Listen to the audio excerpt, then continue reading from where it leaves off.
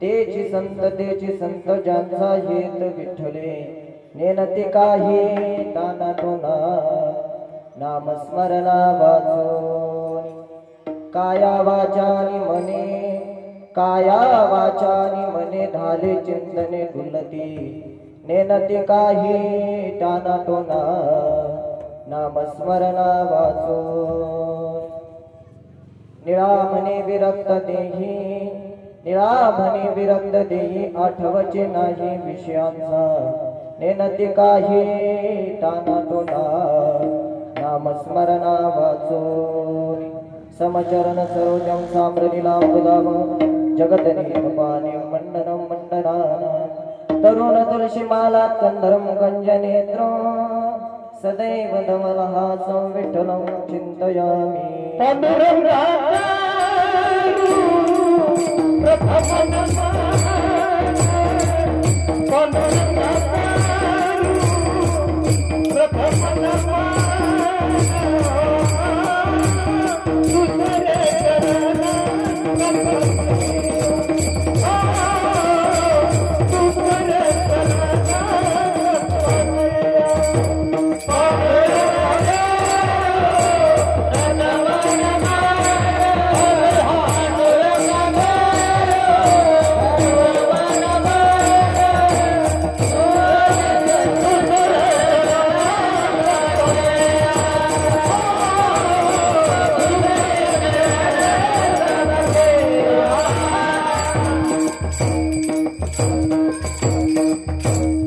पांडुरंगा करू प्रथम नमन दुसरे चरण संताच्या त्यांच्या कृपादाने कथेचा विस्तारू बाबाजी सद्गुरु दास तुगा जयांची केली स्मरण होय संगळ विद्येचे अधिकरण तेची वंदू आता श्री चरण श्री गुरूंचे ते नमस्कार आता रायगडी मंदिरे बसे माझा राजा रायगडी मंदिरे बसे माझा राजा चरणाशी अर्पितो अजन्म ही काया जगदेश्वराशी जोडली ज्यांची ख्याती प्रथम वंदितो तुम्हा शिव छत्रपती मस्तक हे पायावरी या वारकरी संतांच्या विठाला विठाला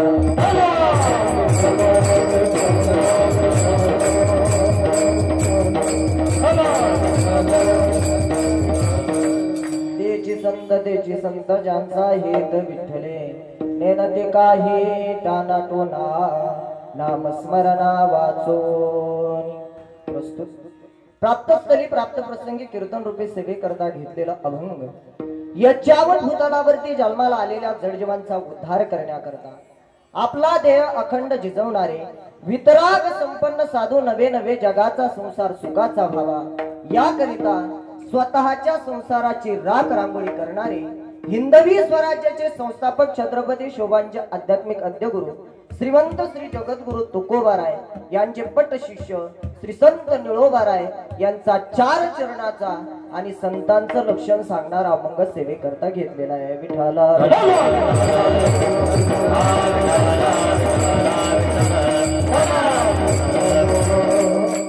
प्रस्तुत अभंगाद्वारे निळोबाराय संतांचं लक्षण सांगतात संतांचं लक्षण सांगण्याचा अधिकार त्यालाच असतो की जो स्वतः अधिकवर संत आहे एखाद्याचं वर्णन करण्याचा अधिकार त्यालाच असतो त्या वर्णन करण्याचा तो अधिकारी आहे या अभंगामध्ये निळोबाराय सांगतायत की संत म्हणावं कोणाला आणि संत म्हणायचं कोणाला संत त्यालाच म्हणावं की जो त्या ठिकाणी त्याचा हेतू त्या ठिकाणी भगवान परमात्मा आहे भगवान परमात्म्याशिवाय ते दुसरं काही जाणत नाही फक्त भगवान परमात्मा त्यांच्या अंतकरणामध्ये त्या ठिकाणी साठवलेला आहे आणि त्या भगवान परमात्म्याचं नामचिंतन त्या भगवान परमात्म्याची भक्ती जो त्या ठिकाणी भगवत भक्त कायेनं आणि वाचेनं आणि मनानं करतो त्याला त्या ठिकाणी निळोबाराय संत असं म्हणतात या अभंगामध्ये निळोबाराय संतांचं लक्षण सांगतायत उर्वरित वेळेमध्ये त्या ठिकाणी 1 तास माझ्याकडे शिल्लक आहे एका तासामध्ये आपण या अभंगावरती त्या ठिकाणी चिंतन करण्याचा प्रयत्न करणार आहोत तरी सुद्धा तुमची इच्छा असेल की अभिषेक महाराजांनी आपलं नाव घ्यावं एक काम करा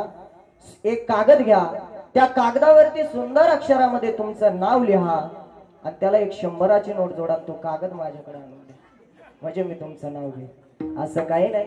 सर्वांना या ठिकाणी मी धन्यवाद देतो आणि माझ्या कीर्तन सेवेला सुरुवात करतो. विठ्ठल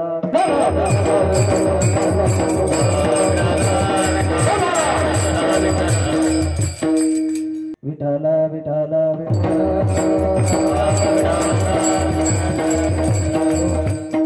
अभंग 4 चरणाचा आहे, निळोबारायांचा आहे आणि अभंगामध्ये निळोबाराय संतांचं लक्षण सांगतायत.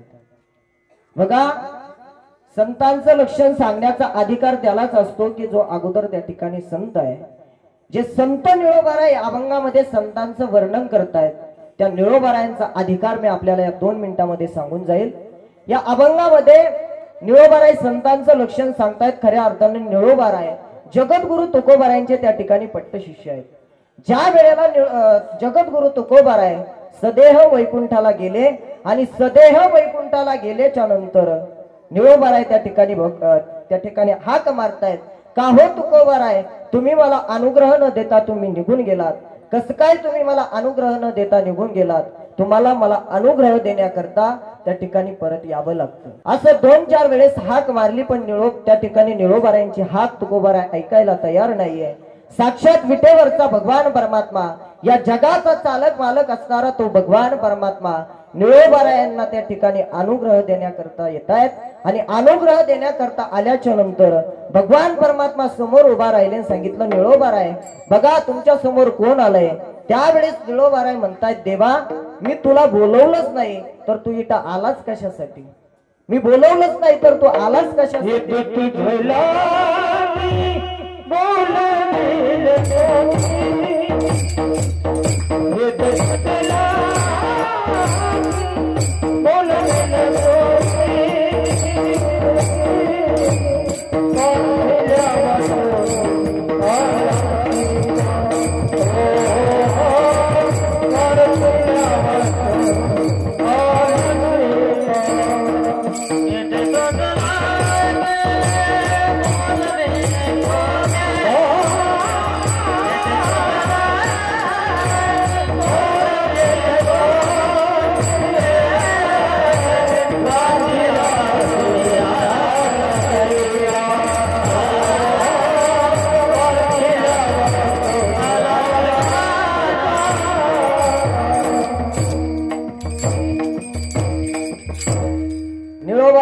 देवा तुम्हाला मी या ठिकाणी बोलवलंच नाही तर तुम्ही आलात कशासाठी? त्या ठिकाणून देवाला वापस पाठवलं. साक्षात जगद्गुरु तुकोबारायांना निळोबारायांना त्या ठिकाणी अनुग्रह द्यायला यावं लागलं. या अधिकाराचे संत निळोबाराय या अभंगामध्ये त्या ठिकाणी संतांचं लक्षण या अभंगामध्ये सांगतायत. खऱ्या अर्थानं या संत महात्म्यांनी तुम्हा आम्हाला त्या ठिकाणी उपदेश केला, तुम्हा आम्हाला त्या ठिकाणी काही गोष्टी समजावून सांगितल्या. तुमच्या आमच्या उद्धाराकरता त्यांनी आपल्या स्वतःचं शरीर त्या ठिकाणी झिजवलं आणि तुमचा आमचा उद्धार करण्याचा मार्ग त्यांनी या संत महात्म्यांनी तुम्हा आम्हाला दाखवून दिलाय. कारण या भगवान परमात्म्यानं एवढा सुंदर 3.5 हाताचा नरदेह या ठिकाणी आपल्याला उपलब्ध करून दिलाय. या देहामध्ये आल्याच्या नंतर त्या भगवान परमात्म्याची भक्ती, त्या भगवान परमात्म्याचं नामचिंतन आपण या देहामध्ये आल्याच्या नंतर केलं पाहिजे. आपण त्या ठिकाणी संत महात्मे सांगून तर गेले, पण नित्य कीर्तनामध्ये महाराज लोक नित्य कीर्तनामध्ये आपल्याला वारकरी मंडळी सांगतायत की त्या भगवान परमात्म्याची भक्ती केली पाहिजे, त्या भगवान परमात्म्याचं नामचिंतन केलं पाहिजे. पण त्या ठिकाणी लोकांना नको वाटतंय परमार्थ करायला, नको वाटतंय भगवान परमात्म्याची भक्ती करायला, नको वाटतंय भगवान परमात्म्याचं नामचिंतन करायला. आपण जर एखाद्याला त्या ठिकाणी कितीही चांगलं सांगायला गेलो, आपण जर भक्ती मार्गाला लावायला गेलो तर त्याला जर त्यातली गोडीच नसेल तर तो या मार्गामध्ये त्या ठिकाणी येत नाही. बघा, 2 मित्र होते. त्यातला एक जण त्याला परमार्थाची आवड होती. नित्य गावामध्ये कीर्तन असला, हरिपाठ असला, कथा असली तर तो गावामध्ये कीर्तनाला हरिपाठाला जायचा. एक दिवस तो त्याच्या मित्राला म्हटला, आपल्या गावामध्ये सप्ताह चालू आहे, गावामध्ये सप्ताह चालू आहे आणि आज त्या ठिकाणी कीर्तन आहे, आपल्याला कीर्तनाला जायचंय. त्याला सांगितलं, नाही बाबा, 2 तास कीर्तनामध्ये बसायचं म्हटल्यानंतर माझी पाठ गळून जाईल, माझे गुडघे दुखतील, मला काही कीर्तनाला यायला जमणार नाही आणि कीर्तनाला आल्याच्या नंतर मी त्या ठिकाणी बोर होतो. आणि खरंच आहे महाराज, काय आहे, आज समाजामध्ये लोकांना त्या ठिकाणी विनोदाची अपेक्षा कीर्तनकाराकडून असते. प्रत्येक कीर्तनकाराकडून विनोदाची अपेक्षा असते. मी तर या मताचा माणूस आहे दादा. तुमचं लेकरू म्हणून तुम्हाला या ठिकाणी बोलतोय. कुठल्याही कीर्तनकाराकडून तुम्ही विनोदाची अपेक्षा त्या ठिकाणी ठेवू नका. कारण परमार्थ हा मुळात त्या ठिकाणी मोक्ष प्राप्त करून घेण्यासाठी असतो. आणि आपण जर कुठल्या कीर्तनकाराकडून त्याच ठिकाणी जर आपण विनोदाची अपेक्षा ठेवत असाल दादा, तर आपल्याला काय मोक्ष प्राप्त होणार आहे? एवढा आपण खर्च करतो, एवढा मोठा सप्ताह, एवढं 7 दिवस आपण अन्नदान करतो. आपल्या मनोरंजनासाठी आपण अन्नदान करतो का? मनोरंजनासाठी अनेक साधनं या जगामध्ये, अनेक साधनं मनोरंजनामध्ये. त्या ठिकाणी कीर्तन हे मनोरंजनाचं साधन नाहीये. कीर्तन हे त्या ठिकाणी मोक्ष प्राप्तीचं साधन आहे. त्याला तो म्हटला, अरे 2 तास कीर्तनाला जर बसायचं म्हटलं तर माझ्याच्याने काही बसणं होणार नाही. चल तू सांग, 4 तास जर पिक्चर बघायचा असेल तर मी एका पायावरती यायला तयार आहे, पण कीर्तनाला यायला मी तयार, असं म्हटला. आणि तो म्हटला, अरे दुसरी गोष्ट, मला आज काम आहे, शेतामध्ये मला पाणी भरण्याकरता जायचंय, माझं काही कीर्तनाला यायला जमणार नाही, तो आपला एकटा जा. तो कीर्तनाला निघून गेला आणि हा शेतामध्ये पाणी भरण्याकरता निघाला. आणि गल्लीमधून जात असताना गल्लीमध्ये असे भांडणं चालू होते दोघा नवरा बायकोचे त्या ठिकाणी भांडणं चालू असताना तिथं गेला आणि तिथं जाऊन त्या ठिकाणी उभा राहिला. त्यांचे भांडणं सोडवण्याचा प्रयत्न करतोय. 1 तास झाला, 2 तास झाले, 3 तास झाले, पण भांडणं काही त्यांचे सुटेना. तब्बल 4 ते 5 त्या ठिकाणी तो त्यांची भांडणं पाहत उभा राहिला. आणि 4-5 तास भांडणं त्या ठिकाणी पाहत उभा राहिल्याच्या नंतर हा कीर्तनाला गेलेला मित्र पुन्हा त्याच गल्लीमधून आला आणि त्याला समोर तो उभा राहिलेला दिसला. त्याच्या जवळ गेला आणि त्याच्या जवळ गेल्याच्या नंतर त्याला म्हटला, का रे बाबा, तुला कीर्तनाला चाल म्हटलो तर तू कीर्तनाला आला नाही, शेतामध्ये पाणी भरायला गेला नाही, आणि या ठिकाणी तू भांडणं पाहत बसला, नेमकं तू कीर्तनाला का बरं आला नाही? त्यानं सांगितलं, मी तुला सांगितलं होतं. आणि 4 ते 5 तास मी या ठिकाणी भांडणं सोडवतोय आणि भांडणं पाहता पाहता 4 तास कसे निघून गेले मला सुद्धा कळालं नाही. रात्रीच महाराजांना सांगितलंय, सज्जन हो, गोड असणारा परमार्थ माणसाला त्या ठिकाणी कडू वाटतोय. ज्ञानोबाराय ज्ञानेश्वरी मध्ये सांगतायत, विषयाचा परिपाडू, गोड परमार्थ लागे कडू, कडू विषय तो गोडो जीवाशी झाला. माणसाला त्या ठिकाणी गोड असणारा परमार्थ त्या ठिकाणी कडू लागतोय आणि कडू असणारा विषय त्या ठिकाणी माणसाला गोड लागतोय. म्हणून सज्जन हो, आपल्याला एवढा सुंदर 3.5 हाताचा नरदेह त्या भगवान परमात्म्याने दिलाय. त्या देहामध्ये आल्याच्या नंतर त्या भगवान परमात्म्याची वृत्ती, त्या भगवान परमात्म्याचं नाम चिंतन करायचंय. आणि याच्या करताच त्या भगवान परमात्म्यानं तुम्हा आम्हाला नरदेह या ठिकाणी प्राप्त करून दिलाय.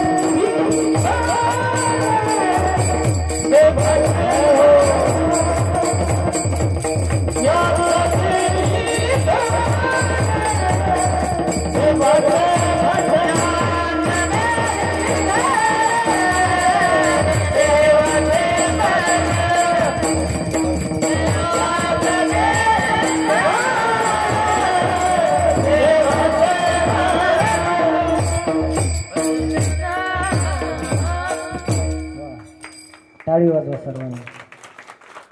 सुंदर प्रमाण दिलं मामाने. याच देही घडे देवाचे भजन, अनेक हे ज्ञान नाही कोणते. याच देहामध्ये त्या भगवान परमात्म्याचं नामचिंतन आपल्याला होऊ शकतं. इतर देहाला ते ज्ञान नाहीये. याच देहामध्ये त्या भगवान परमात्म्याचं नामचिंतन करण्याचं तुम्हाला ज्ञान आहे. की असं कधी ऐकलं तुम्ही? 4-5 कुत्र्यांनी कमिटी केली आणि सुंदर अशा प्रकारचा सप्ताह चालू केला आणि तिथं अभिषेक महाराजांची कथा ठेवली. ऐकलंय का? नाही ना. याच देहामध्ये त्या भगवान परमात्म्याचं नामचिंतन होऊ शकतं. एक उदाहरण सांगतो म्हणजे आपल्या लक्षामध्ये. बघा, एक कोल्हा होता. काय एक कोल्हार होता, तो ऊसामध्ये गेला आणि भरपूर असा ऊस खाल्ला. त्याला एवढा आनंद झाला, एवढा आनंद झाला आणि आनंदाच्या भरामध्ये ते नाचायला लागलं, उड्या मारायला लागलं आणि उडी मारता मारता त्या ऊसाला एक कारल्याचं वेल टांगलेलं होतं आणि त्या वेलाला एक कारलं लागलेलं होतं. ते कारलं त्याच्या डोक्याला लागलं. ते कारलं त्याच्या डोक्याला लागल्याच्या नंतर त्यानं असं वर बघितलं. तो म्हटला, राव एवढ्या दिवस मी ऊसच खात होतो, पण हे टांगलेलं काय असतं मी कधी खाल्लं? कोण म्हणलं? कोलं म्हणलं. काय म्हटलं? हे टांगलेलं काय असतं मी कधी खाल्लं नाही. म्हणून त्यानं असं उडी मारली आणि उडी मारल्याच्या नंतर ते कारलं खाल्लं. आता मला सांगा, कारलं कसं राहतं माऊली? कडू राहतं. ते कारलं त्याला कडू लागलं आणि कडू लागल्याच्या नंतर ते मातीमध्ये तोंड घोळसायला गेलं. तिथं बसलेला होता विंचू. तो काय महाराज होता का? दिला ना ठाक्या, आरडायला लागलं, बोंबलायला लागलं, उड्या मारायला लागलं आणि बाकीचे कोले दादा म्हटले, अरे तुला आरडायला बोंबलायला झालं तरी काय? तो म्हटला, मारुतीची शपथ, इथून पुढं मी टांगलेलं कधी खाणार? कोण म्हटलं? कोलं म्हटलं. काय म्हटलं? इथून पुढं मी टांगलेलं कधी खाणार? मला सांगा, त्याला जर ज्ञान असतं, त्याला जर अक्कल असती तर त्यानं ते खाल्लं असतं का? मग माणसाला ज्ञान आहे, माणसाला अक्कल आहे, तरी खाल्ल्याशिवाय कारल्याचं बोलतोय बर का मी. म्हणून या देहामध्ये आपण जन्माला आलोय ना सज्जना हो, तर या देहाचा त्या ठिकाणी आपण एवढ्या सुंदर नरदेह भगवंताने आपल्याला दिलाय. त्या देवाचा, या देहाचा त्या ठिकाणी आपण काहीतरी उपयोग केला पाहिजे. जीवनामध्ये आल्याच्या नंतर भगवान परमात्म्याची भक्ती, भगवान परमात्म्याचं नामचिंतन करण्यासाठी आपलं त्या ठिकाणी काहीतरी पुण्य असावं लागतं दादा. अरे प्रारब्धाने तुम्हाला पैसा मिळेल, प्रारब्धाने तुम्हाला धन दौलत ऐश्वर्य संपन्न जीवन मिळेल, पण परमार्थ हा त्या ठिकाणी पुण्याईनाच मिळत असतो. तुम्ही या ठिकाणी सर्वजण या धर्म मंडपात येऊन बसलात ना दादा, तुमचं काहीतरी मागच्या जन्मीचं पुण्य शिल्लक आहे, म्हणून तुम्ही आज या ठिकाणी येऊन बसलेले आहात. कारण या भगवान परमात्म्याचं नामचिंतन करण्यासाठी, हा परमार्थ करण्यासाठी त्या ठिकाणी काहीतरी पूर्वजन्मीचं पुण्य लागतं. म्हणून या देहामध्ये आल्याच्या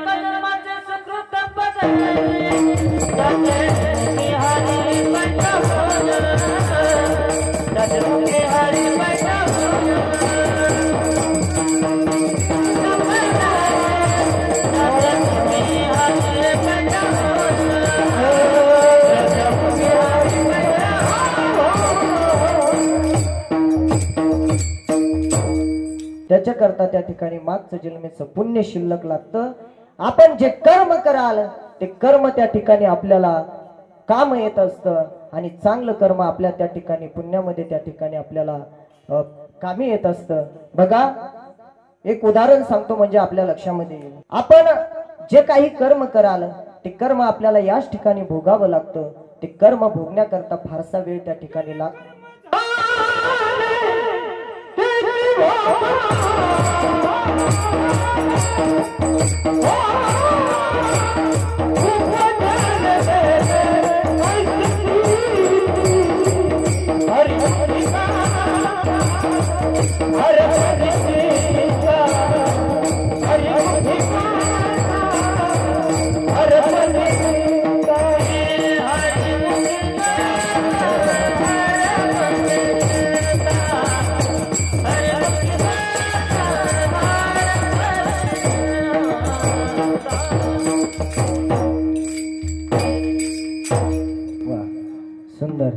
असे गाणारे वाजवणारे पाहिजे. कीर्तन म्हटलं की यांच्यासारखे गाणारे पाहिजे, आमच्या नवनाथ दादांसारखे वाजवणारे पाहिजे आणि ऐकायला कोणीच नसलं पाहिजे. जमन का? जेवणाची मजा केव्हा असते? सुंदर अशा प्रकारचा आजच्या आमचे तिकांडे बंधूंसारखा त्या ठिकाणी पाची पकवानाचा स्वयंपाक पाहिजे. स्वयंपाक करणारी माय त्या ठिकाणी सुग्रण असली पाहिजे, वाढणारा उदार अंतकरणाचा असला पाहिजे आणि खाणारा दवाखान्यातून येईल असला पाहिजे. जमल का? तो पण तसाच पाहिजे ना तब्येतीनं माझ्यासारखा. नाही मग हसले का म्हणून माझी तब्येत काय कमी वाटली काय? 2-4 जणांना आवरासारखा नाही असू द्या. चला, त्या ठिकाणी मामांनी प्रमाण दिलं, केले कर्म झाले त्याची भोगा आले, उपजले मेले ऐसे किती. या ठिकाणी जे कर्म कराल ते आपल्याला याच ठिकाणी भोगावं लागतं. त्याला भोगण्याकरता त्या ठिकाणी फारसा वेळ लागत नाही.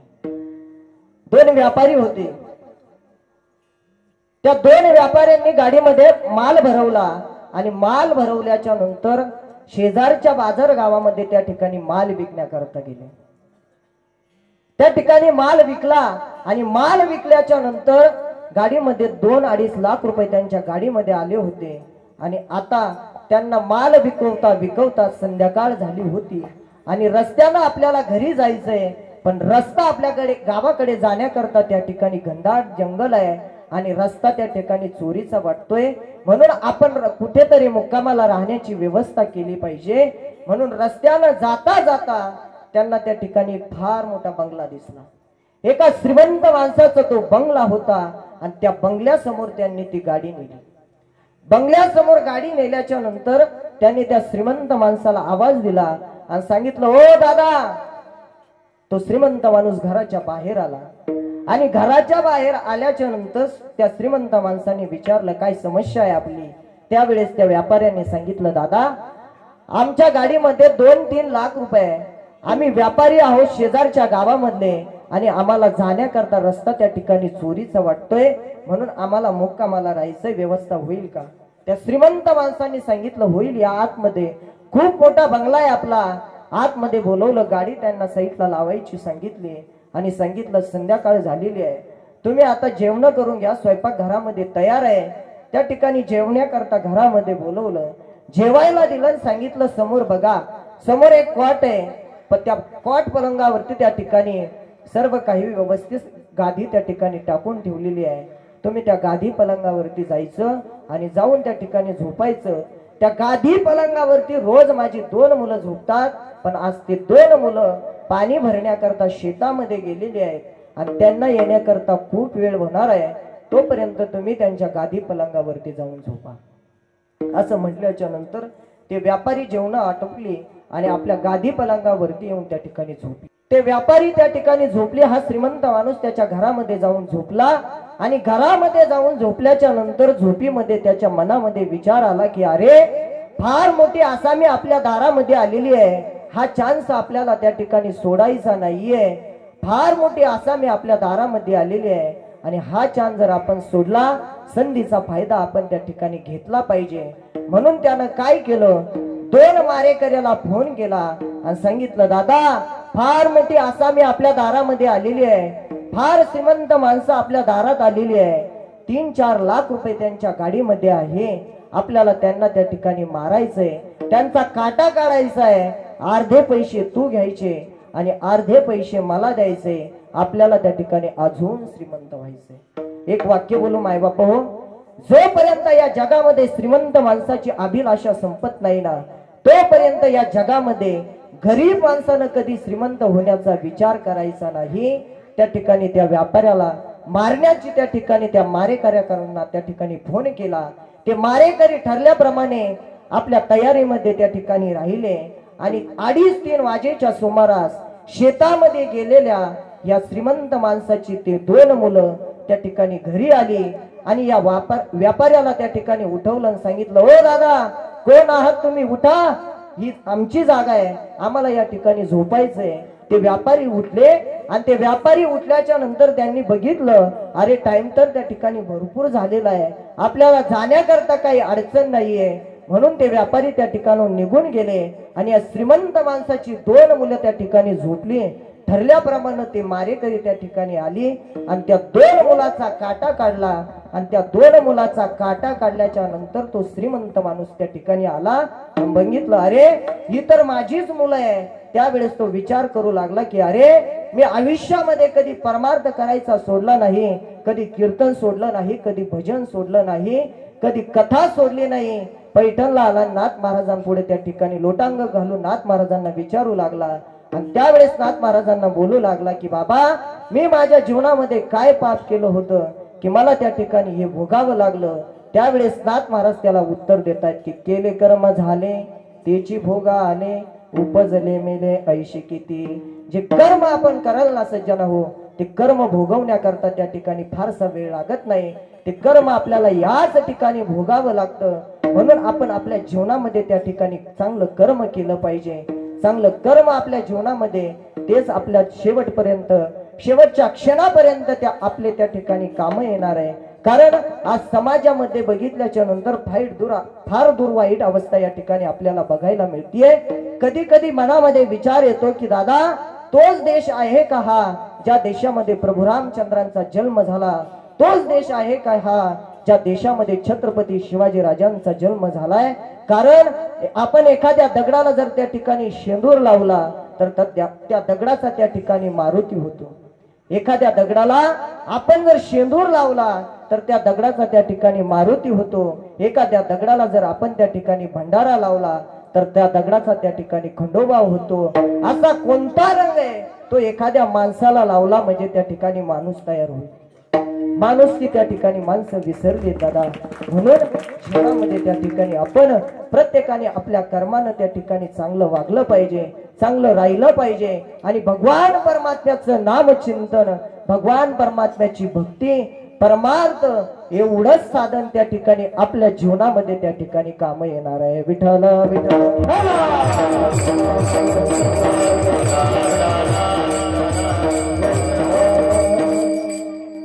म्हणून त्या ठिकाणी चांगलं कर्म परमार्थ आपण आपल्या जीवनामध्ये केला पाहिजे। या संत महात्म्यांनी तेच केलं दादा। संत महात्मे तुमच्या आमच्या सारखीच माणसं होती, पण त्या भगवान परमात्म्याचं नामचिंतन, त्या भगवान परमात्म्याची भक्ती त्या ठिकाणी केली आणि त्या ठिकाणी ते संत झाले। त्या संत महात्म्यांना त्या ठिकाणी भगवान परमात्म्याच्या नामचिंतनाशिवाय त्यांच्या अंतःकरणामध्ये दुसरं काही नव्हतं। अभंगाचं प्रथम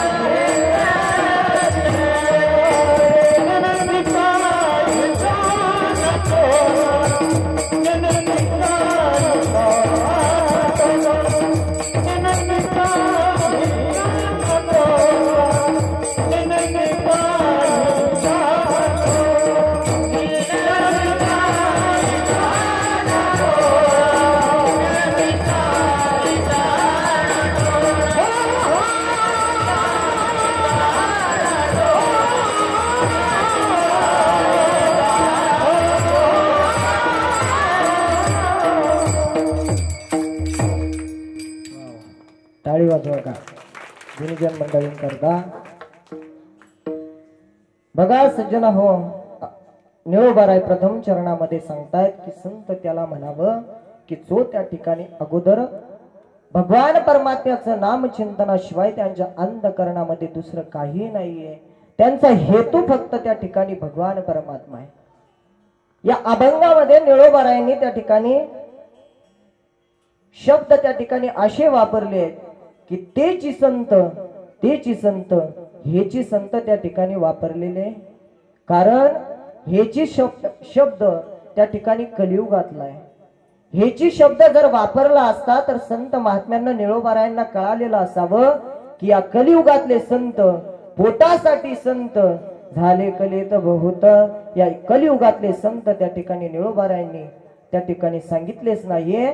तेची संत ज्यांचा हेत विठ्ठले, ज्यांचा हेतू त्या ठिकाणी चांगला आहे, ज्यांचा हेतू त्या ठिकाणी फक्त भगवान परमात्मा आहे। आपल्या जीवनामध्ये आपलं कार्य कुठलंही असू द्या, त्याच्या मागचा हेतू त्या ठिकाणी चांगला असला पाहिजे।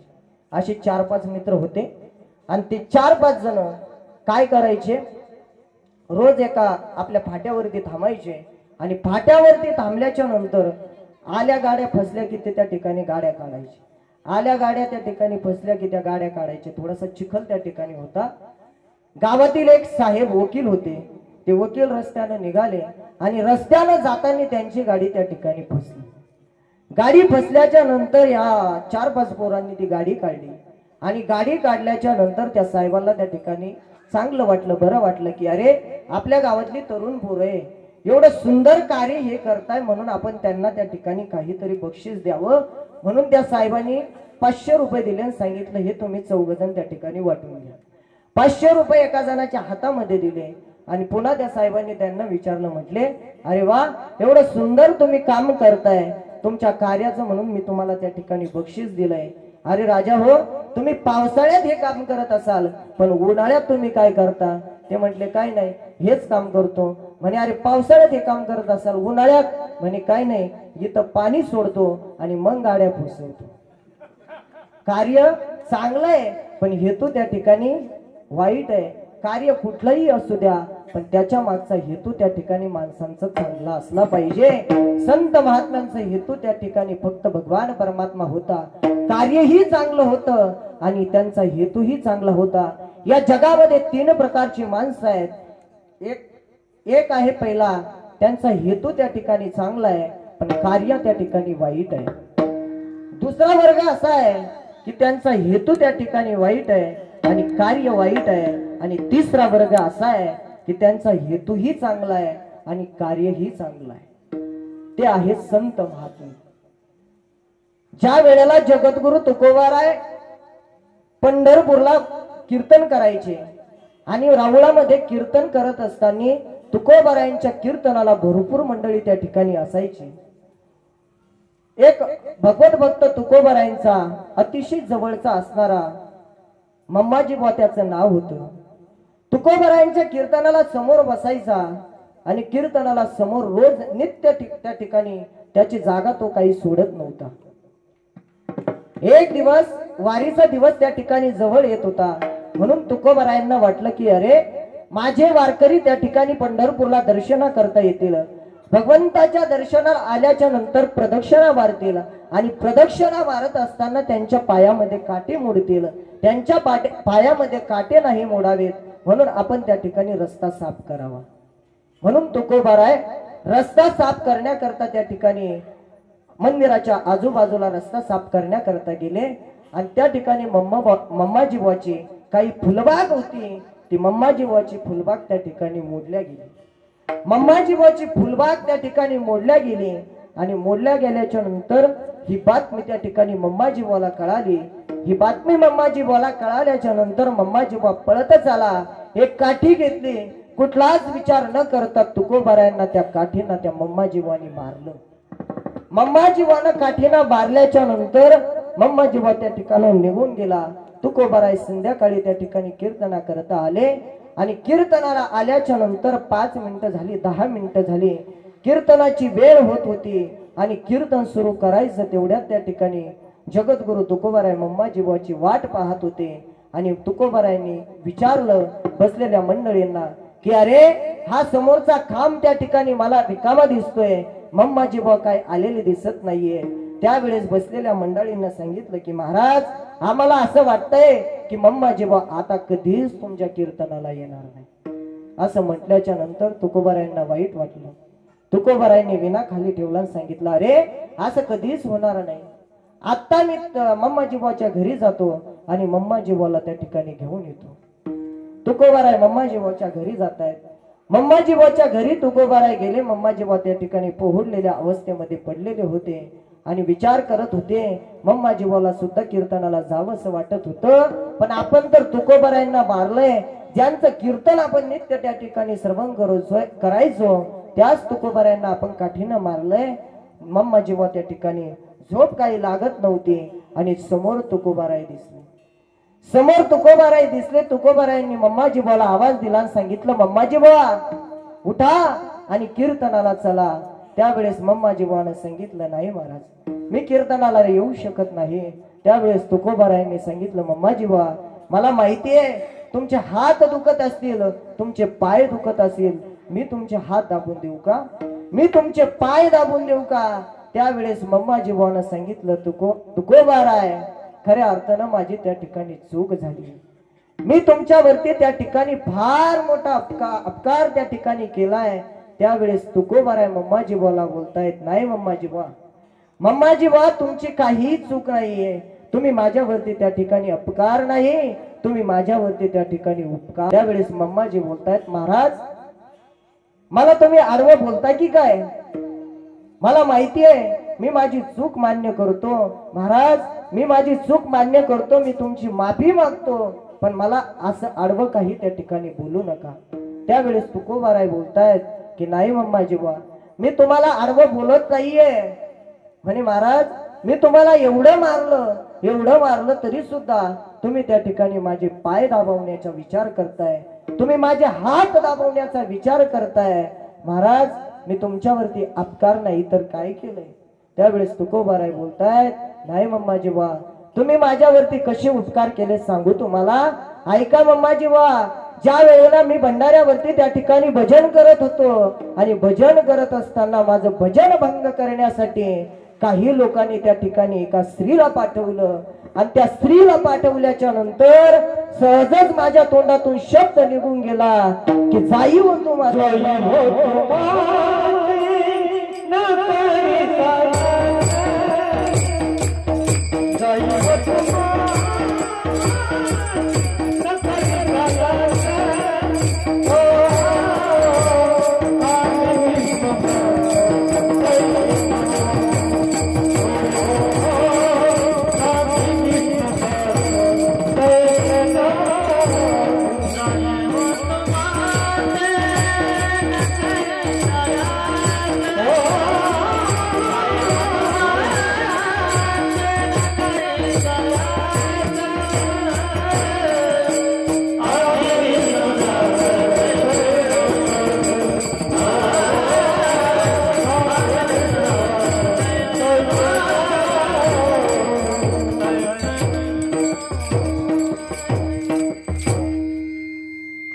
तुकोबाराय म्हणतायत, मम्माजी बा, ज्या वेळेला एका स्त्रीला पाठवलं तेव्हा माझ्या तोंडातून एक शब्द निघून गेला की जाई होतो माते न करी सायास आम्ही विष्णुदास तैशिनो हे.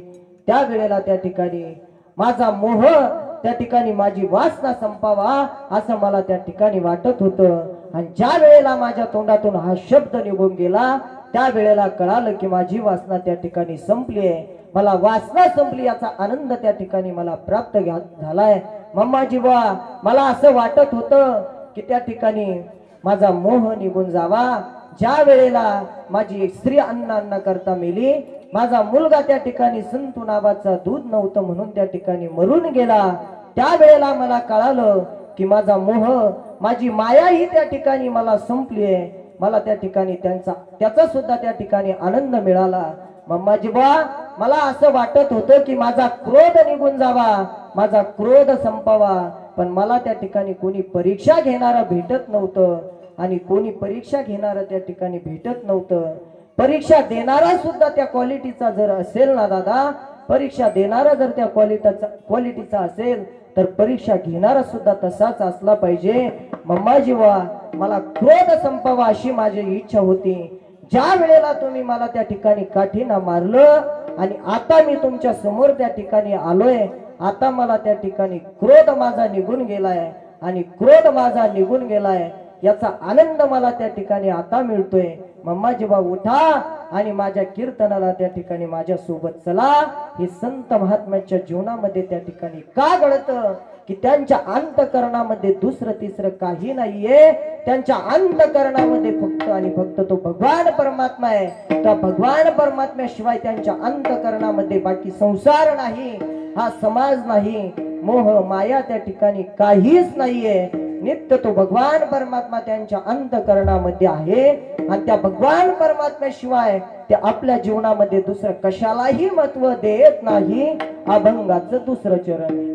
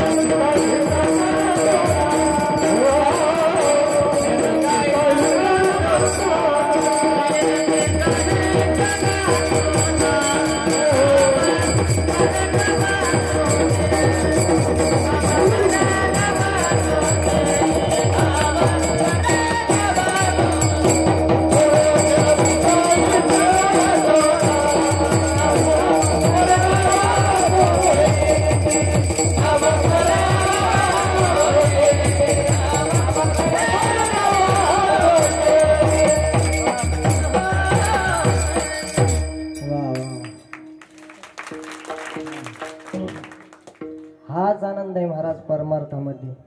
परमार्थासारखा आनंद दुसरा या जगामध्ये आपल्याला कशातच मिळणार नाहीये. सुंदर महाराजांनी प्रमाण दिलं की नेनती काही टानाटुना नामस्मरणा वाचोनी. निळोबाराय सांगतायत की संत महात्म्याला त्या ठिकाणी दुसरं काही त्या ठिकाणी जाणत नाही. नामस्मरणाशिवाय त्यांना त्या ठिकाणी दुसरं काहीच त्यांच्या अंतकरणामध्ये त्या ठिकाणी नकोय. मग त्यांनी त्या भगवान परमात्म्याच्या नामचिंतनासाठी, त्या भगवान परमात्म्याच्या नामस्मरणासाठी आपला संसाराचा सुद्धा त्या ठिकाणी त्याग केलाय. आपल्या घरादाराचा, प्रपंचाचा सुद्धा त्या ठिकाणी त्याग केलाय. तुम्ही म्हणाल का हो महाराज, मग आम्ही हे सगळं सोडून द्यायचं का आणि तुमच्या मागच फिरायचं का? असंही नाही. संत महात्म्यांनी हेही सांगितलंय की कामामध्ये काम, काही म्हणा राम राम. त्या भगवान परमात्म्याचं नामचिंतन आपण जर काही काम करत असाल तर त्याच्यामध्ये सुद्धा त्या भगवान परमात्म्याचं नामचिंतन आपण करू शकतो. अरे एवढंच नाही तर शांतीब्रह्मनाथ महाराजांनी हरिपाठामध्ये सुद्धा सांगितलंय की आपण भांडणं जरी करत असाल तर भांडणं करता करता सुद्धा शिव्या नाही.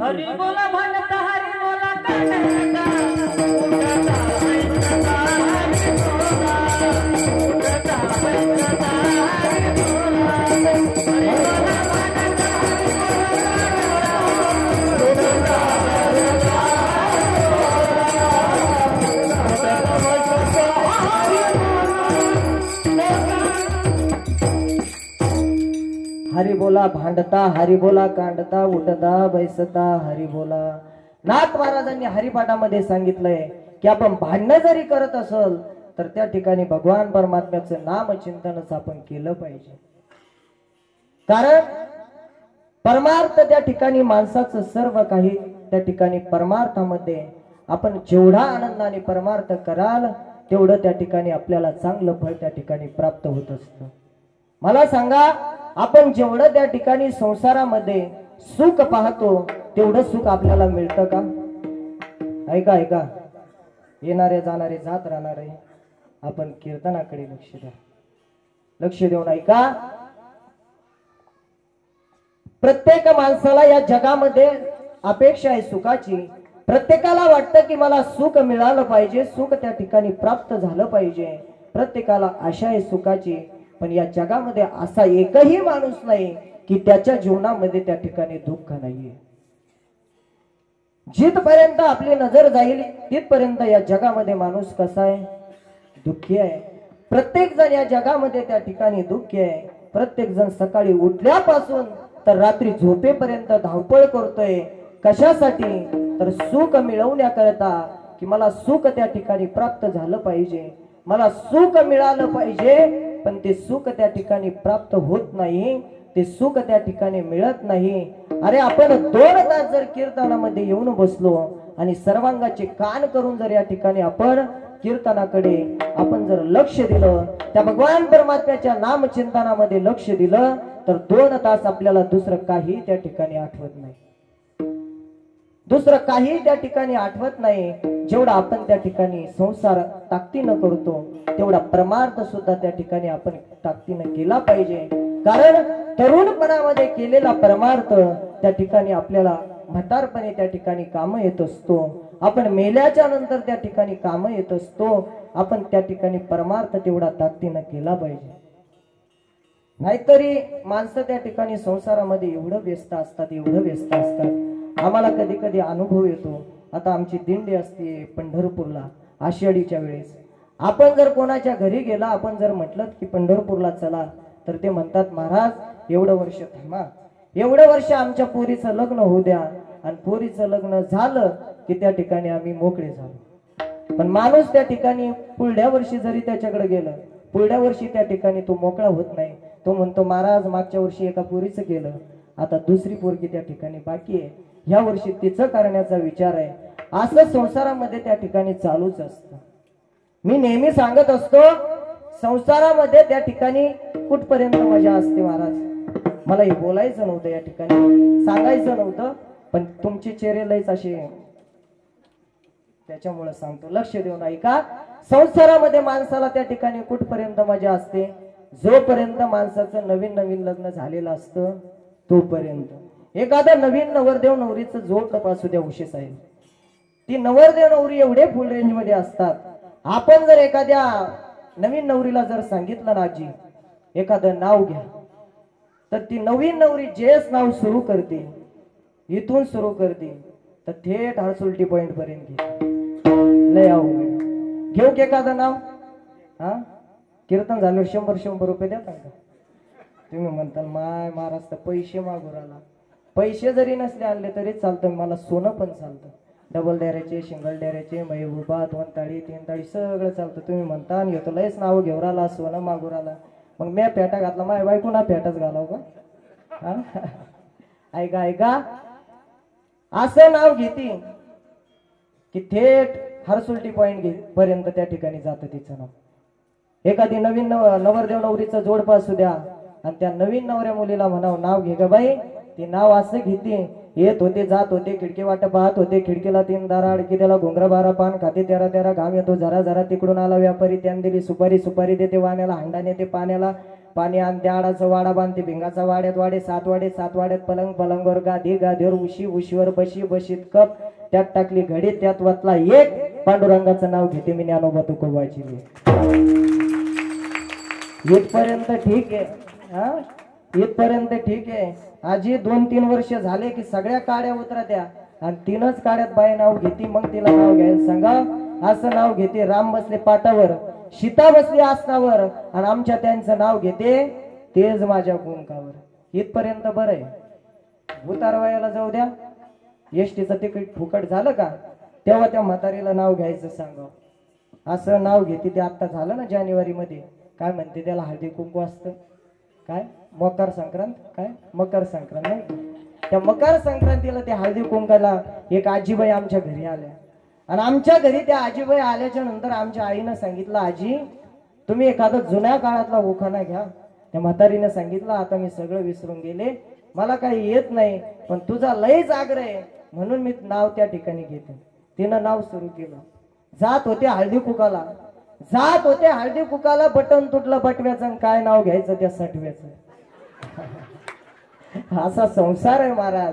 मला एकच सांगायचंय की परमार्थामध्ये माणसाचं वय वाढलं की माणसाची किंमत वाढत असते आणि संसारामध्ये माणसाचं वय वाढलं की त्या ठिकाणी माणसाची किंमत कमी होत असते. म्हणून आपण जीवनामध्ये त्या ठिकाणी भगवान परमात्म्याचं नामचिंतन, त्या भगवान परमात्म्याची भक्ती, त्या भगवान परमात्म्याचं नामचिंतन आपल्या जीवनामध्ये त्या ठिकाणी केलं पाहिजे.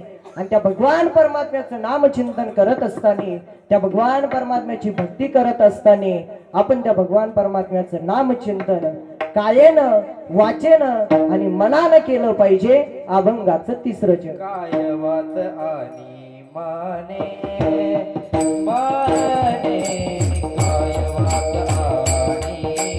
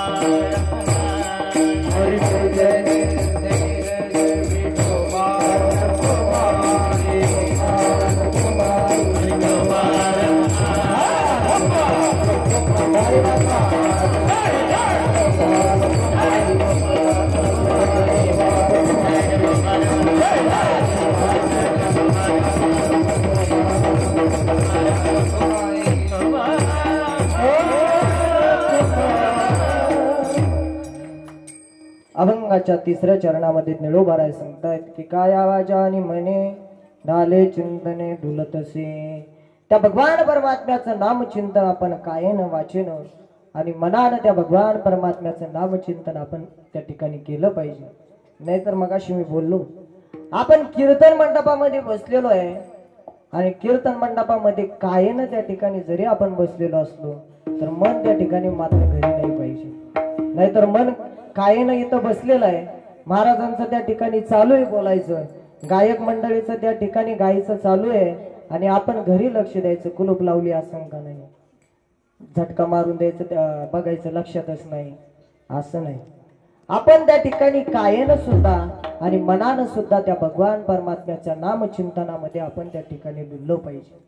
नाहीतर आता मागं काय झालं, त्या माझी कथा चालू होती गावाकडे आणि कथा चालू असताना कथेमध्ये त्या ठिकाणी शेवटचे 2-3 दिवस राहिले आणि 2-3 दिवस राहिल्याच्या नंतर गावामध्ये एक वयोवृद्ध आजोबा समोर त्या ठिकाणी बसलेले होते आणि समोर ते बसलेले असताना काय झालं, कथेमध्ये त्या ठिकाणी माझं लक्ष अचानक त्यांच्याकडे गेलं आणि ते मला रडताना दिसले. मी शेवटपर्यंत कथा त्यांच्याकडे त्या ठिकाणी बघितली आणि कथा केली. शेवटपर्यंत माझं त्यांच्याकडेच लक्ष, मी त्यांच्याकडे लक्ष त्या ठिकाणी विचलित होऊ दिलं नाही आणि ते जसं जसं त्या ठिकाणी मी बोलायचो तसं तसं ते आजोबा त्या ठिकाणी रडायचे. कथा संपली आणि कथा संपल्याच्या नंतर मी विचार करायला लागलो की अरे एवढी दिवस झाले आपण कथा कीर्तन करतोय पण आजपर्यंत आयुष्यात असा श्रोता मी कधी बघितला नाही, आजपर्यंत आयुष्यात कधी हा श्रोता मी बघितला नाही. एवढं त्या ठिकाणी लक्ष देऊन एवढा भावुक होऊन त्या ठिकाणी कथा श्रवण करतोय. त्या आरती कोणता तरी एखादा प्रसंग ह्या आजोबाला त्या ठिकाणी भावला असेल. कथा संपली आणि कथा संपल्याच्या नंतर सगळेजण त्या ठिकाणी दर्शनाला यायला लागले आणि मी त्या आजोबाची त्या ठिकाणी वाट बघत होतो. आजोबा जसे जसे त्या ठिकाणी दर्शनाला जवळ जवळ येत होते तसं तसं त्यांचं अंतकरण त्या ठिकाणी भरून यायचं. जसं जसं जवळ यायचे तसं तसं त्यांचं अंतकरण हुंदके देत देत ते आजोबा रडायला लागले आणि जवळ आले आणि जवळ आल्याच्या नंतर माझं दर्शन घेतलं आणि माझ्या गळ्यात पडून त्या ठिकाणी मोठमोठ्याने रडायला लागले. म्हटलं बाबा नेमकं तुम्हाला रडायला झालं काय, असा कोणता प्रसंग मी तुम्हाला त्या ठिकाणी सांगितलेला त्या ठिकाणी भावला, त्या ठिकाणी मला सांगा कोणता प्रसंग तुम्हाला भावुक झाला, मला नेमकं सांगा, मला कळेल तरी. त्यावेळेस त्या आजोबांनी सांगितलं महाराज कशाचा प्रसंग भावला आणि कशाचं काय, 2 महिने झाले माझा बोकड्या मेला आणि माझा बोकड्याची दाढी तुझ्यासारखीच होती म्हणला. हा असा जर आपण त्या ठिकाणी लक्ष देऊन जर कीर्तन ऐकत असाल, असं लक्ष विचलित ठेवून जर परमार्थ करत असाल, कथा कीर्तन ऐकत असाल तर आपलं त्या ठिकाणी काही उपयोग नाही. त्या भगवान परमात्म्याचं नामचिंतन करत असताना, त्या भगवान परमात्म्याची भक्ती करत असताना आपण आपल्या अंतकरणामध्ये तो भगवान परमात्मा त्या ठिकाणी साठवायचा जर असेल तर तो भावनेनं श्रद्धेनं तो भगवान परमात्मा त्या ठिकाणी आपल्या अंतकरणामध्ये त्या ठिकाणी साठवला पाहिजे. कारण प्रत्येकाला त्या ठिकाणी अपेक्षा आहे सुखाची आणि सुख जर आपल्याला मिळावंसं वाटत असेल, सुख आपल्याला जर प्राप्त व्हावंसं वाटत असेल तर त्या भगवान परमात्म्याला आपलंसं करून घ्यावं लागेल. आणि एकदा की तो भगवान परमात्मा आपलासा झाला की त्या ठिकाणी आपल्या जीवनामध्ये आपल्याला सुख प्राप्त झाल्याशिवाय राहणार नाही. आपला तो एक देव करून घ्यावा, देणे विन जीवा सुख नो, हे त्या भगवान परमात्म्याला आपलंसं करून घ्या. आणि एकदा की तो भगवान परमात्मा आपलासा झाला ना दादा तर आपल्या जीवनामध्ये त्या ठिकाणी आपल्याला सुख प्राप्त झाल्याशिवाय राहणार नाही. विठाला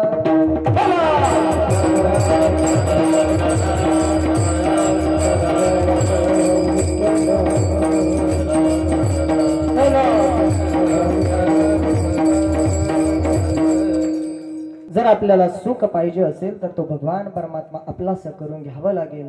आणि तो भगवान परमात्मा आपलासा होण्याकरता त्या ठिकाणी भगवान परमात्म्याचं नामचिंतन आणि त्या नामचिंतनात तो भगवान परमात्मा आपलासा झाल्याशिवाय राहणार नाही.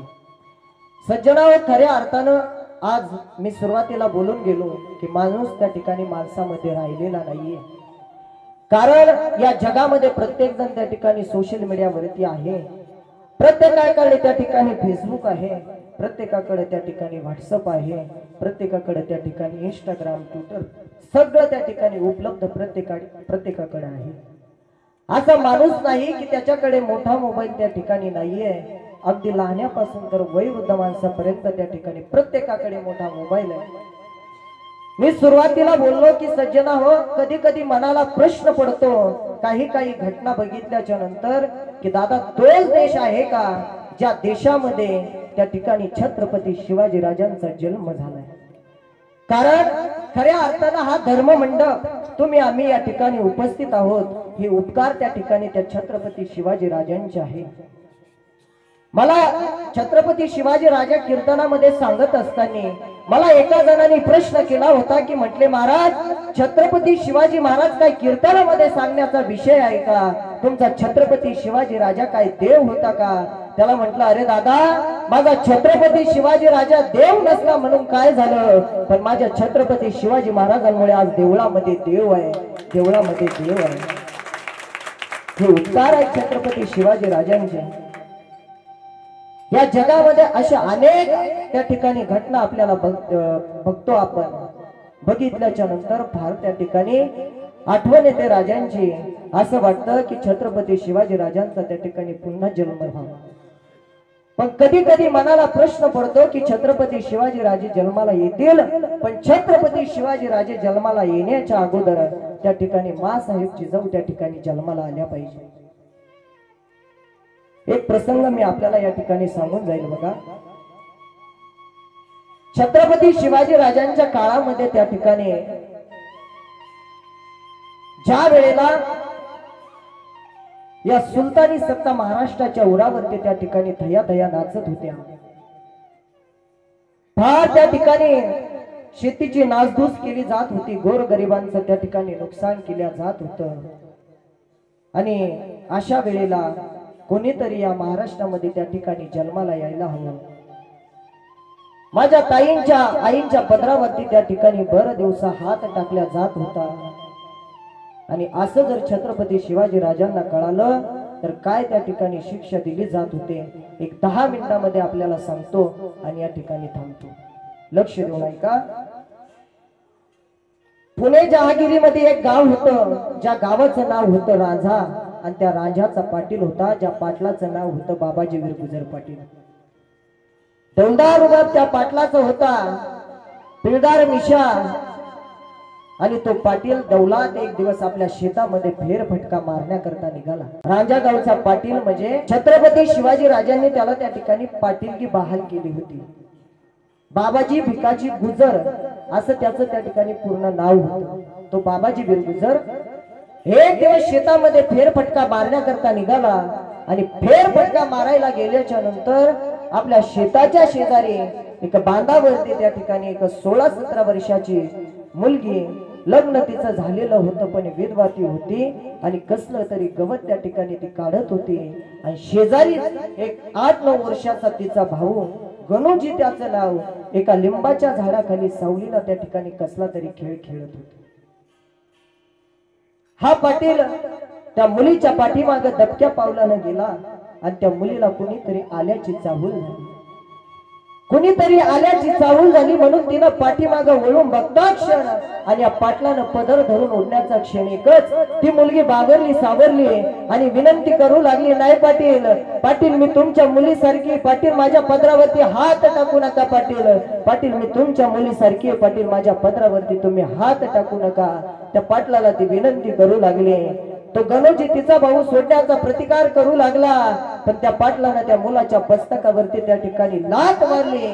तो मुलगा खाली बेशुद्ध अवस्थेमध्ये पडला आणि बरं दिवसा या पाटलानं त्या मुलीच्या पदरावरती त्या ठिकाणी हात टाकला आणि ती मुलगी त्या ठिकाणी बेशुद्ध पडली. आणि हा पाटील डौला त्या ठिकाणी माघारी आपल्या गावामध्ये निघून गेला. काही वेळानंतर ती मुलगी त्या ठिकाणी शुद्धीवरती आली आणि शुद्धीवरती आल्याच्या नंतर तिच्या मनामध्ये विचाराचं थैमान नाचत होतं की अरे या पाटलानं माझ्या पदरावरती हात टाकलाय, गावातली लोक माझ्या वडिलाकडे कुठल्या नजरेनं बघतील, सगळा समाज त्या ठिकाणी मला नाव ठेवेल, हा समाज त्या ठिकाणी माझ्या वडिलाला नाव ठेवेल, कुठल्या नजरेनं हा समाज माझ्या वडिलाकडे बघेल, काय करावं तिला सुचेन असं झालं. आणि मनामध्ये एक विचार येऊन गेला की मी काय म्हणून जगावं, असा तिच्या मनामध्ये विचार आला. चारही दिशेला बघितलं, समोर एक विंचची उंच कठाडाची विहीर दिसली. त्या विहिरीजवळ धावत पडत गेली. तो गणोजी शुद्धीवरती आला आणि शुद्धीवरती आल्याच्या नंतर त्यानं बघितलं माझी ताई इथं कुठं दिसत नाहीये. समोर बघितलं विहिरीच्या काठावरती जाऊन माझी ताई उभी आहे, म्हणून धावत पडत गेला. ताईला विनंती करू लागला, नाही ताई मला तू सोडून जाऊ नको. ताईला त्या ठिकाणी विनंती करू लागला, पण आपला भाऊ आपल्या जवळ येईपर्यंत सुद्धा तिनं त्या ठिकाणी थांबवलं नाही. धरला आपला देह आणि सोडला विहिरीमध्ये, संपवला शेवटचा श्वास, संपवला आपलं जीवन. हा गणोजी धावत पडत आला आणि त्या विहिरीच्या काठावरती येऊन उभा राहिला आणि उभा राहून त्या ताईला त्या ठिकाणी बोलू लागला की ताई, हे ताई, तू मला सोडून काय गेलीस ताई? तुझ्या छोट्या भावाचा तू विचार का नाहीस केला? ताई, रक्षाबंधनाच्या दिवशी तुझ्या भावाच्या हातामध्ये राखी कोण बांधणार? ताई, भाऊबीजीच्या सणाच्या दिवशी त्या ठिकाणी मला कोण ओळणार? ताई सांग ना, मी ताई म्हणून कुणाला हाक मारायची? ताई सांग ना, मी ताई म्हणून हाक कुणाला मारायची? ताई, मी काय करू जगून? मीही तुझ्या बरोबर येतोय, असा शब्द तो त्या ठिकाणी बोलू लागला एका मेलेल्या ताईला. आणि पुन्हा त्याच्या मनामध्ये विचार आला की नाही ताई, आज त्या पाटलानं तुझ्या पदरावरती हात टाकलाय. खऱ्या अर्थानं तू माझी बहीण आहे, बरोबर आहे, पण ताई तू माझी सख्खी बहीण आहे. पण गावातल्या बाकीच्या काय माझ्या बहिणी नाहीत का? या पाटलाला जर आता असं सोडलं, या पाटलाला जर आपण त्या ठिकाणी शिक्षा दिली नाही, तर हा पाटील सुद्धा त्या ठिकाणी दुसऱ्या मुलीच्या पदरावरती त्या ठिकाणी हात टाकल्याशिवाय राहणार नाही. नाही ताई, मी तुला शब्द देतो की ज्या पाटलानं तुझ्या पदरावरती हात टाकलाय, त्या पाटलाचा हात मी मुळासकट काढून घेतल्याशिवाय राहणार नाही. एका मेलेल्या ताईला त्या ठिकाणी शब्द दिला आणि तो गणोजी त्या ठिकाणी ज्या रस्त्यानं पाटील गेला होता त्या रस्त्याने निघाला.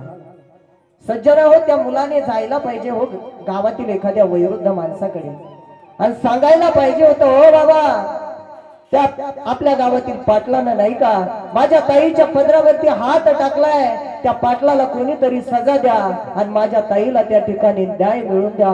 जायला पाहिजे होतं त्यानं गावातील एखाद्या ज्येष्ठ नागरिकाकडे जायला पाहिजे होतं, आपल्या वडिलांकडे सांगायला पाहिजे होतं, बाबा चला आपल्या ताईला त्या ठिकाणी न्याय मिळवून घ्यायचंय, बाबा चला कोणीतरी त्या पाटलाला त्या ठिकाणी शिक्षा करेल.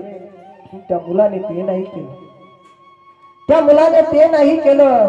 तो मुलगा सरळ सरळ सरळ सरळ रस्त्याला त्या ठिकाणी निघाला आणि पुनवडी गावामध्ये गेला. पुनवडी गाव म्हणजे आजचं पुणे गावामध्ये गेला आणि त्या पुणे गावामध्ये गेल्याच्या नंतर लाल महालामध्ये एका छोट्याशा खुर्चीवरती वय वर्ष 16 आणि नुकतंच त्या ठिकाणी हिंदवी स्वराज्याची शपथ घेतली होती. छत्रपती शिवाजी राजे त्या ठिकाणी विराजमान झालेले होते. राजांच्या समोर गेला आणि राजांच्या समोर जाऊन लोटांगण घालू लागला, राजा माझ्या ताईच्या पदरावरती त्या पाटलानं हात टाकलाय, राजा मला न्याय मिळवून द्या, राजा मला न्याय मिळवून द्या, राजा मला न्याय मिळवून द्या, कुणीतरी माझ्या ताईला त्या ठिकाणी न्याय मिळवून द्या. घडलेला सगळा प्रसंग त्या ठिकाणी राजांना सांगितला आणि राजांना सांगितल्याच्या नंतर राजांनी सांगितलं, बाळा काळजी करू नकोस, तुला मी न्याय मिळवून देतो. मावळ्यांना सांगितलं, जा आणि त्या पाटलाला आत्ताच्या आत्ता आमच्या समोर हजर करा. 4-5 मावळे निघाले आणि त्या पाटलाच्या घरासमोर आले. पाटलाला आवाज दिला, पाटलाला बाहेर बोलून घेतलं आणि सांगितलं, पाटील तुम्हाला छत्रपती शिवाजी राजांचं बोलवणं आलंय. छत्रपती शिवाजी राजांनी तुम्हाला त्या ठिकाणी घरी त्या ठिकाणी बोलवलंय. त्यावेळेस पाटील त्या ठिकाणी बोलू लागला की राजा कोण तो राजा? नाही ओळखत, आत्ताच पोरग, त्याला म्हणावं तुला जर लईच भेटायची इच्छा असेल ना तर तू पुढे त्या ठिकाणी राजा गावामध्ये ये आणि भेट म्हणावं, असं त्या ठिकाणी पाटील बोलू लागला. पाटील असं बोलत असताना त्या मावळ्यांनी मागचा पुढचा विचार नाही केला. त्या पाटलाला धरलं, घोड्यावरती टाकलं आणि छत्रपती शिवाजी राजांच्या समोर हजर केलं. आणि छत्रपती शिवाजी राजांच्या समोर हजर केल्याच्या नंतर राजे त्या ठिकाणी पाटलाला बोलू लागले की पाटील, आज तुम्हाला पाटील बहाल केल्याचा त्या ठिकाणी आम्हाला पश्चाताप होतोय. कदापि आम्हाला वाटलं नव्हतं की तुम्ही असं कराल. खऱ्या अर्थानं आम्हाला या गोष्टीचा आज फार पस्ताव होतोय. पाटील, तुम्ही फार मोठी चूक केली आहे आणि या चुकीची सजा तुम्हाला त्या ठिकाणी झालीच पाहिजे आणि ती सजा तुम्हाला होणारच आहे. पाटील मात्र त्या ठिकाणी राजांना बोलू लागला की अरे, तू आताच पोरग आणि मला सजा देणार आहे. आम्ही कसं वागावं आणि कसं नाही तू शिकवणार आहेस होय. त्यावेळी छत्रपती शिवाजी राजांनी सांगितलं, पाटील तुम्ही फार मोठी चुकी केली आहे. पाटील, तुम्हाला त्या ठिकाणी शिक्षा झाल्याशिवाय राहणार नाहीये. मावळ्यांना सांगितलं, अरे बघता काय, या पाटलाचा चौरंगा करा. चौरंगा म्हणजे दोन्ही पाय गुडघ्यापासून काढायचे, दोन्ही हात इथून काढायचे, येशी मध्ये उलट टांगायचं आणि येणाऱ्या जाणाऱ्याला त्याच्या अंगावरती थुंकाला लावायचं. हे ऐकल्याच्या नंतर तो पाटील मात्र छत्रपती शिवाजी राजांना शरण जायला लागला आणि विनंती करू लागला की नाही राजा, हवं तर गडावरती आयुष्यभर मी दगड वाहण्याची काम करतो राजा, पण माझी एवढी शिक्षा त्या ठिकाणी मला माफ करा. कारण की त्याला माहिती होतं की छत्रपती शिवाजी राजांनी एकदा दिलेला शब्द छत्रपती शिवाजी राजे कधी त्या ठिकाणी माग घेणार नाही. पुढे टाकलं पाऊल मागे न घ्यावा, दिला शब्द न पालटावा. धरे जो स्वयंभू कथाला, मर्द मराठा म्हणावे आयुष्या वादराला. मर्द मराठा म्हणावे आयुष्या वादराला. ही छत्रपती शिवाजी राजांची त्या ठिकाणी छत्रपती शिवाजी महाराजांचं कार्य होतं. आणि खऱ्या अर्थानं मलाही असं वाटतं सज्जन, असा छत्रपती शिवाजी महाराजांचा हा चौरंगा एक जरी कायदा पुन्हा या महाराष्ट्रामध्ये आला तर पुन्हा आपल्याला कोपर्डी सारखे प्रकरण आपल्याला त्या ठिकाणी ऐकायला मिळणार नाही. हा छत्रपती शिवाजी महाराजांचा कायदा पुन्हा या महाराष्ट्रामध्ये त्या ठिकाणी आला पाहिजे. असं छत्रपती शिवाजी राजांचं त्या ठिकाणी कार्य होतं. छत्रपती शिवाजी राजांमुळे त्या ठिकाणी मी विनम्र भावनेनं त्यांच्या चरणावरती त्या ठिकाणी नतमस्तक होतो. खऱ्या अर्थानं आज काळाची गरज आहे. या महापुरुषाचे चरित्र आपण आपल्या लहान मुलांबाळांवरती त्या ठिकाणी संस्कार टाकण्याची फार गरज आहे. कारण या छत्रपती शिवाजी राजांचे चरित्र, अधिक करून महापुरुषांचे चरित्र त्या ठिकाणी आपण आपल्या लेकरा बाळांच्या हातामध्ये त्या ठिकाणी दिले पाहिजे. त्या भगवान परमात्म्याची गोडी आपण त्या लेकरा बाळांना त्या ठिकाणी लावली पाहिजे. म्हणून तर निळोबाराय अभंगामध्ये सांगतायत की त्या भगवान परमात्म्याच्या नामचिंतनानं त्या ठिकाणी आपण श्रद्धेनं आणि भावनेनं त्या भगवान परमात्म्याचं नामचिंतन केलं पाहिजे. आणि काय होईल की त्या ठिकाणी कसल्याच प्रकारचा आठवण राहणार नाही. अभंगाचं शेवटचं चरण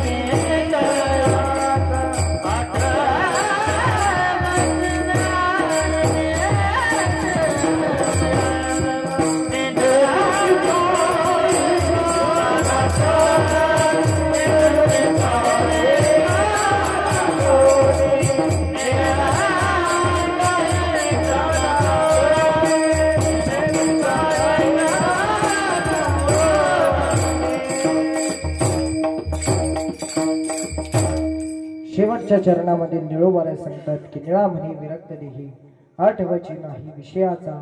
त्या ठिकाणी आपला देह त्या ठिकाणी विरक्त होतो आणि त्यांना त्या ठिकाणी संत महात्म्यांना विषयाचा कसल्याही प्रकारचा त्या ठिकाणी आठवून त्या ठिकाणी राहत नाही. या अभंगावरती यथामती यथा अवकाश आपली वेळ त्या ठिकाणी झालेली आहे. 6 मिनिटं त्या ठिकाणी वरती झालेली आहेत, म्हणून या ठिकाणी मी थांबतोय. या अभंगावरती मी गुरुवर्यांच्या आशीर्वादाने आईवडिलांच्या कृपेने या ठिकाणी बोलण्याचा प्रयत्न केला. अगदी अभंगाचा भावार्थ अगदी असाच असेल असा माझा काही दावा नाही. जसं माझ्या बुद्धीला त्या ठिकाणी झेपलं बोललं त्या ठिकाणी मी बोलण्याचा प्रयत्न केला. जे काही चुकीचं बोललो असेल बुद्धीचे दोष वाणीचे दोष म्हणून सोडून द्या आणि जे काही बरोबरीचं असेल साधू संतांचं गुरुवर्यांचं म्हणून त्या ठिकाणी सेवन करा. 1-2 मिनिटं मी आपल्याला सांगून जाईल. सज्जन हो, जीवनामध्ये आल्याच्या नंतर त्या ठिकाणी मी आपल्याला सांगत आलो परमार्थ केला पाहिजे, नामचिंतन केलं पाहिजे. जीवनामध्ये चांगलं राहा, चांगलं खा, चांगलं प्या, भगवान परमात्म्याची भक्ती करा, भगवान परमात्म्याचं नामचिंतन करा. आपण केलेलं कर्म त्या ठिकाणी आपल्या सोबत त्या ठिकाणी येत असतं. दुसरं आपल्याला काही त्या ठिकाणी सोबत येत नाही. माणूस म्हणून आपण त्या ठिकाणी चांगलं जीवन जगलं पाहिजे. एवढा सुंदर नरदेव भगवान परमात्म्याने आपल्याला दिलाय. त्या भगवान परमात्म्याचं नामचिंतन करण्याकरता म्हणून आपण त्या ठिकाणी चांगलं राहिलं पाहिजे. एकाच मिनिटामध्ये या ठिकाणी थांबतोय. बघा, सुईला त्या ठिकाणी नाक आहे पण त्या ठिकाणी वास घेता येत नाही. सुईला नाक आहे पण त्या ठिकाणी सुईला वास घेता येत नाही. कंगव्याला त्या ठिकाणी दात आहेत पण त्या ठिकाणी कंगव्याला खाता येत नाही. सुईला नाक आहे पण वास घेता येत नाही. कंगव्याला दात आहे पण खाता येत नाही. मोराला त्या ठिकाणी डोळा आहे, मोराच्या पिसाला डोळा आहे पण त्या ठिकाणी पाहता येत नाही. अरे, माणसाच्या जीवनामध्ये त्या ठिकाणी सगळं काही आहे पण चांगला माणूस म्हणून त्या ठिकाणी वागता येत नाही. एवढा आपण त्या ठिकाणी जीवनामध्ये चांगलं वागलं पाहिजे एवढं त्या ठिकाणी बोलतो आणि शिवेला पूर्ण विराम देतो. पुनश्च एकदा सर्व सप्ताह कमिटी मंडळ, सर्व लोकशाही कॉलनीतील सर्व मंडळी सर्वांच्या चरणावरती मी त्या ठिकाणी नतमस्तक होतो. एवढा सुंदर कार्यक्रम आपण या ठिकाणी करताय. सुंदर अशा प्रकारचं नियोजन आपण सर्वांनी केलं त्या ठिकाणी, म्हणून तुम्हाला मी सर्वांना या ठिकाणी धन्यवाद देतो.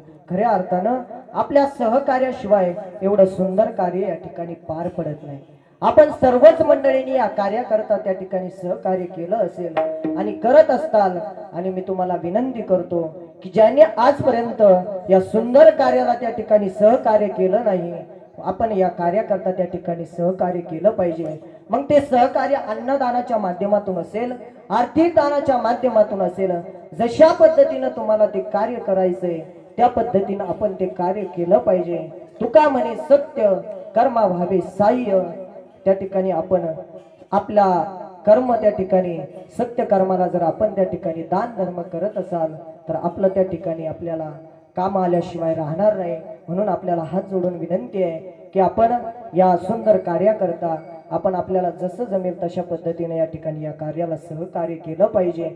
मला या ठिकाणी कोणी सांगायला लावलं नाही बरं का. तुम्ही मनात सांगितलं की काय, असं काही नाही. मी माझ्या मनाने त्या ठिकाणी बोलतोय. आणि आपण अन्नदानासारखं श्रेष्ठ दान या जगामध्ये दुसरं कोणतंही नाहीये. सर्वांच्या चरणावरती नतमस्तक होतो आणि शिवेला पूर्ण विराम. ज्ञानेश्वर